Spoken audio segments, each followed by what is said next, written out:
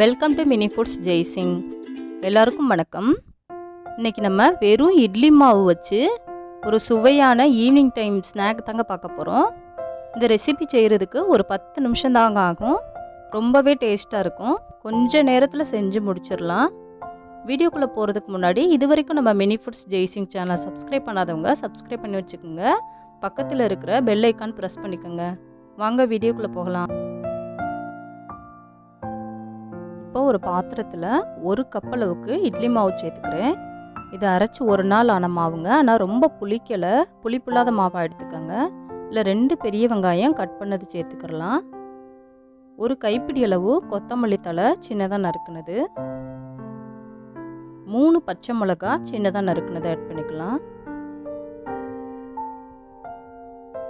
ஒரு கைப்பிடி அளவு கருவேப்பிலை சின்னதாக நறுக்குனதை ஆட் பண்ணிக்கலாம். தேவையான அளவு உப்பு சேர்த்துடலாம். 1/4 ஸ்பூன் அளவுக்கு ஆப்பச்சோடா சேர்த்துடலாம். ஒரு 3 ஸ்பூன் கோதுமை மாவு சேர்த்துருவோம். நம்ம இட்லி மாவு ரொம்ப தண்ணியாக இருந்துச்சுன்னா கோதுமை மாவு கொஞ்சம் எக்ஸ்ட்ரா சேர்த்துக்கோங்க. நல்லா கலந்து விட்டுருவோம். இங்கே கலந்து விட்டுட்டு கொஞ்சம் தண்ணியாக இருக்கிற மாதிரி இருந்துச்சுன்னா கோதுமை மாவு கொஞ்சம் எக்ஸ்ட்ரா சேர்த்துங்க. இது போல் கையில் தண்ணியில் நனைச்சிட்டு இது போல் உருண்டை பிடிச்சி போடணும்.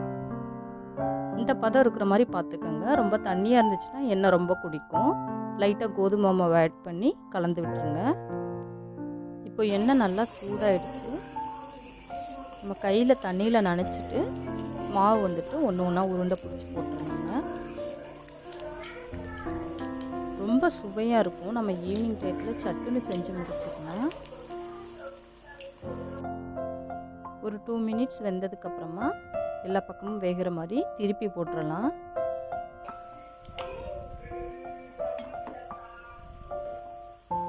அடுப்பு மீடியம் ஃப்ளேமில் வச்சு வேக வைங்க. அப்போ தான் எல்லா பக்கமும் நமக்கு ஈவனாக வெந்து கிடைக்கும்.